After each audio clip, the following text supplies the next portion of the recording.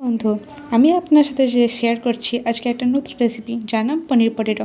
প্রথমে আমরা পনিরটাকে ভালো করে টমেটো আদা দিয়ে ভালো করে কষে নেব এবং গোটা আলুকে ভালো করে প্রেশার কুকারে সিদ্ধ করার পর সেটা থেকে একটা ছোট চামচ দিয়ে আলুগুলোকে বার করে নিয়ে সেই পনিরের ফিলিংটাকে দিয়ে দেবো এবং সিদ্ধ করা আলুটাকে ভালো করে তাতে দিয়ে আটকে দেবো। অনেকগুলো আমরা এখানে আলু করে নিয়েছি। তো তারপরে আমরা একটা কড়াইতে তেল গরম করার পর ওই ফিলিং করা আলুটাকে আমরা ভেজে নেব ফার্স্টে প্রথমে। তারপরে হলুদ দেব, লবণ দেব, সেটাকে ভালো করে লাল লাল করে ভেজে নেওয়ার পর আমরা সেটাকে তুলে নিয়ে একটা জায়গায় রেখে দেব। তো তারপরে হচ্ছে একটা কড়াইতে তেল গরম করার পরে এলাচ, দারচিনি, লবঙ্গ, আদা, টমেটো, হলুদ সব আমরা দিয়ে ভালো করে কষে নেব।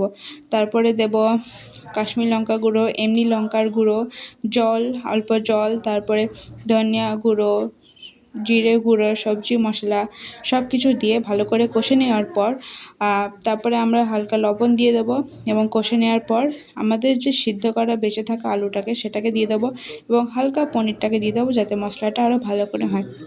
তো ওটা করার পর আমরা গরম জল ঢেলে নেব এবং এই জলটাকে ফুটতে দেবো। ফুটার পরে সেটাকে ওই যেটা ভেজে রাখা আলু তার উপরে ঢেলে দেবো। আমরা আগে থেকে আলাদা আলু বার করে রেখেছিলাম, তো সেইটাকে এই তরকারিতে দিয়ে দিলাম এবং আমাদের রেডি হয়ে গেল পনির পটেটো রেসিপি।